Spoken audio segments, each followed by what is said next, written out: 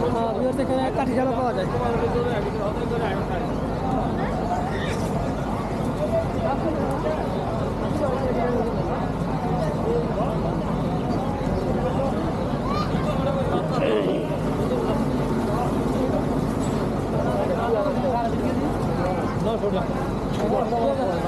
2000 সস্তায়।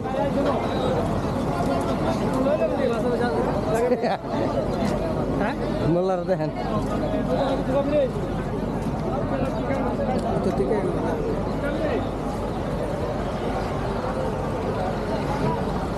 কত করে এগুলা? 1500।